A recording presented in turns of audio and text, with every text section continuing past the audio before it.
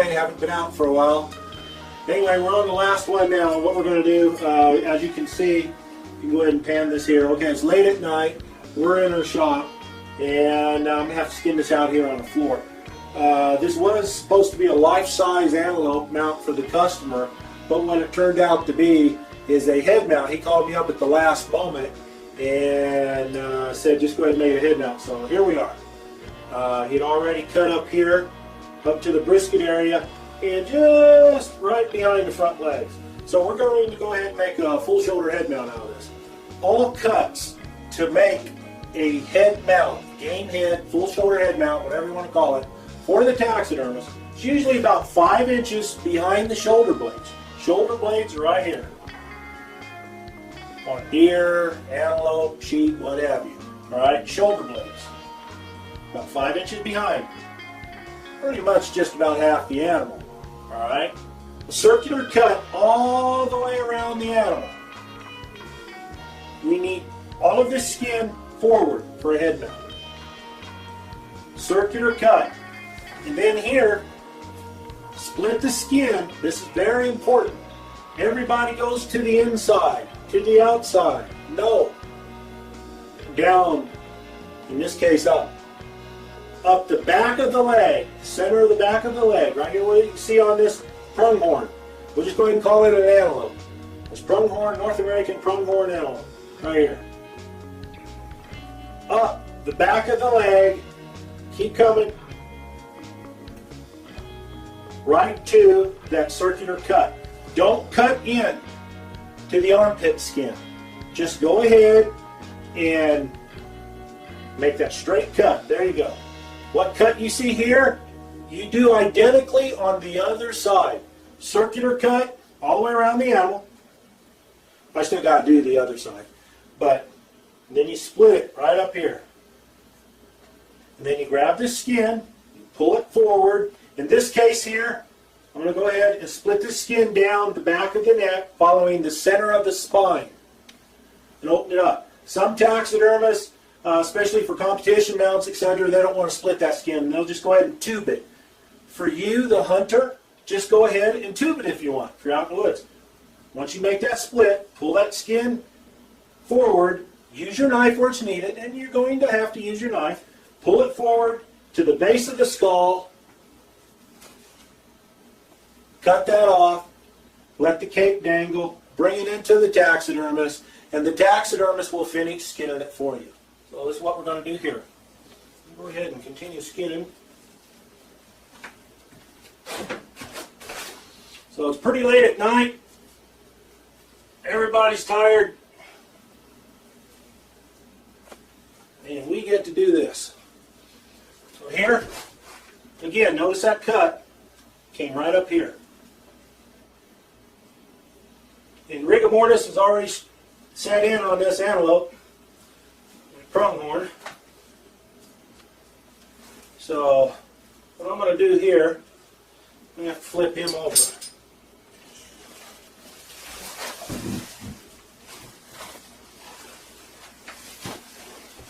I'm going to show you. This one's ear's already been partially done. It's pretty good. Now luckily this individual never did split it up any further. That way we have the full brisket. This is the brisket. The full armpits for a nice full shoulder mount. Many times we get things cut in way too short, so we don't want to do that. So here you can see it was already started to be split. I got to finish making my circular cut. But right here, down the back, then out to that cut. Let's go ahead and make that circular cut, finish that. Alright. Now again, I'm behind the shoulder blades. Lay this back down.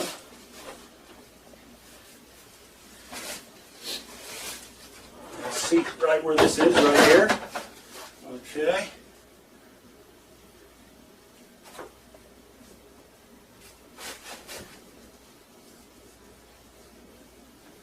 Now, one thing about pronghorn, you can look at these suckers and I'll tell you what, hair fall out of them.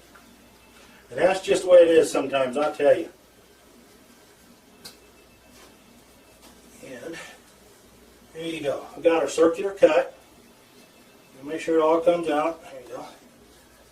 There you go, right there. Alrighty, and now we got that circular cut.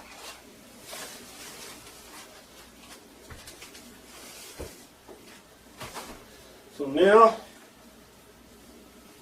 we just finished splitting that. Remember that circular cut. Now again, I'm not going to the inside, I'm going straight down. Get it up underneath the skin.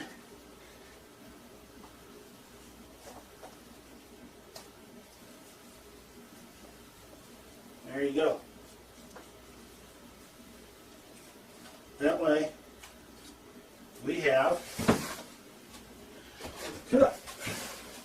Now, don't worry, this meat won't be wasted. All the hair will be cleaned off of it. It'll be appropriate to be butchered and fed. Just that sometimes you get hair all over things. That's the way it goes. Now, you got that?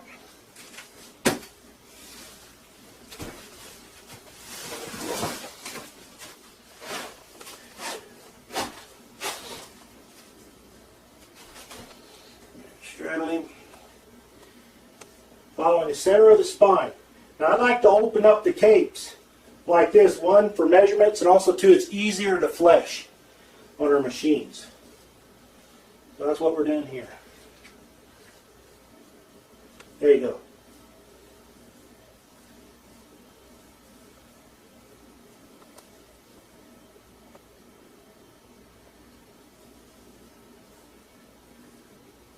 Circular cut all the way around the animal. Split that down and split it here. Then go ahead and finish skinning it off. Pull the skin up to the base of the skull. That way you have all the meat and everything that's there. And then sever the junction, the spine, between the skull and the neck. There you go. You got it skinned. But again, obviously you got to pull all the skin forward. So let's start getting this side.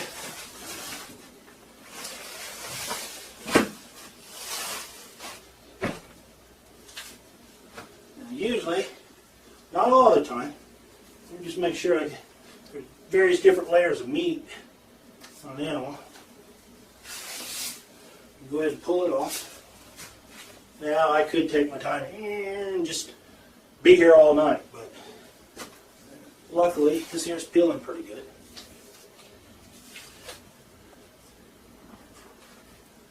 Now, remember that cut? Right there. Now,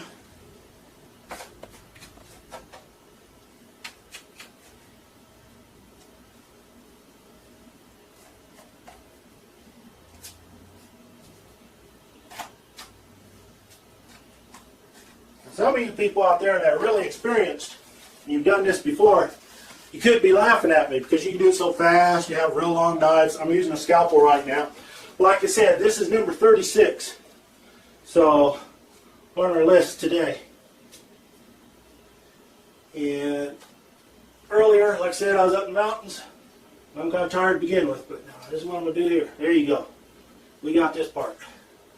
And again, we'll come back and clean up all that. So I'm not really too worried about it. I just don't want to get a whole heck of a lot of hair on it. But there you go. You do the same thing here. Just go ahead. Looks kind of rough because we have a dead animal here.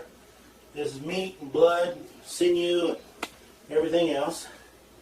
Bad thing about, like I said, antelope, pronghorn. Actually, antelope's African name, but everybody in North America calls them antelope. But actually, it's pronghorn.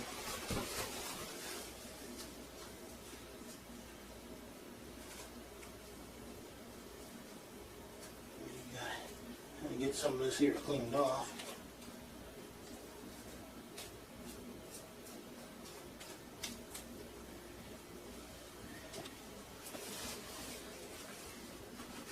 Now, much easier way to do this too is if you hang it up.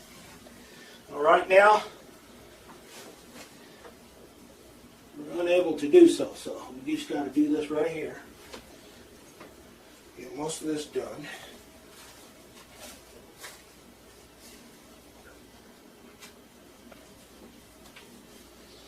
We'll just go ahead and pop that off there. Now, when you go to pull this skin, sometimes you can rip off a lot of meat. So you just got to make sure, get a few connective tissues cut, get things started. We ought to be able to peel this right off. Hopefully. And again, I'll get a whole heck of a lot of hair on it, but actually it can't be avoided. So, what is, is. And that's just the way it is.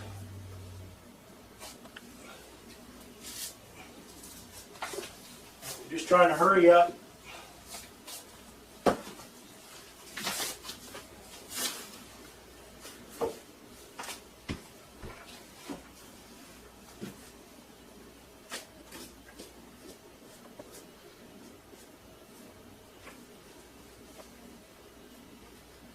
Here, didn't cut it down or up all the way like I usually do. But pull this over.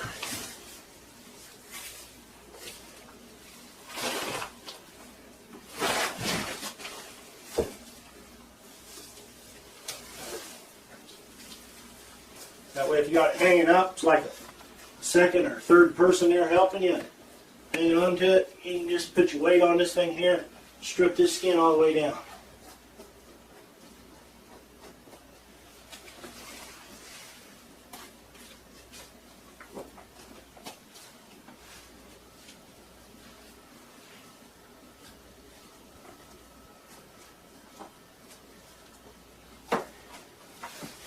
And try not to pop any holes in it, but sometimes these things happen.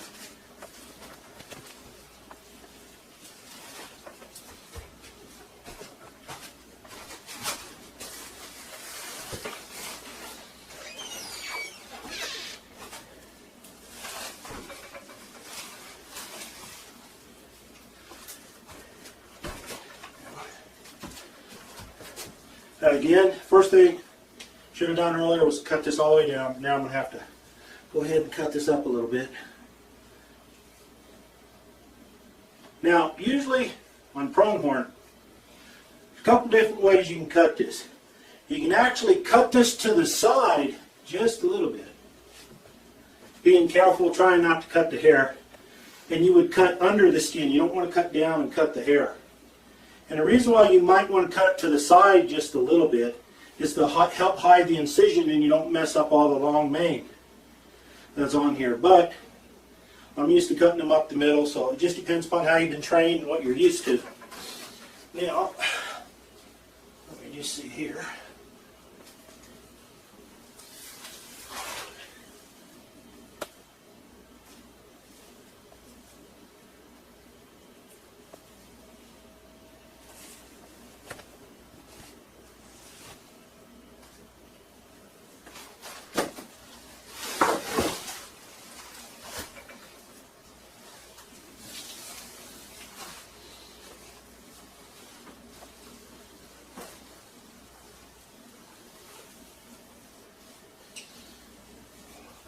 Here, going right here. I'm cutting it down a little bit further. Like I said, we still got to come up in here and paint skin out the head. So again, be careful, don't cut the skin. So cut through the windpipe, little things. Around and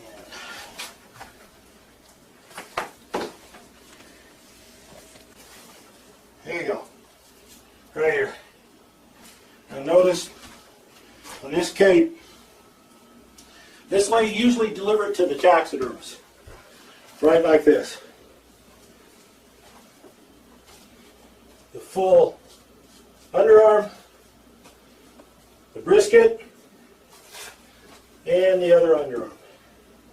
Now, what you cut on the top must match the bottom. What you cut on the bottom must match the top. What I'm trying to tell you here is, when you cut something, make sure that's an even circular cut around the animal. Not that it's short up here and long up here. So, cut it long, give your taxidermist more than enough. And you will be satisfied with the amount you get back. Now, with pronghorn, the hair is hollow and it stains very, very easily. Now, one way to get some of the stains out is to go ahead, when this hair is washed, you can use hydrogen peroxide to take out a stain, ammonia, a little bit of Clorox, bleach. You have to be careful with bleach. Bleach will eat hair, so you have to be careful with it. But all this hair will be skinned out, washed. That way the blood does not set in here. We get it out, and the customer will be happy. There you have it.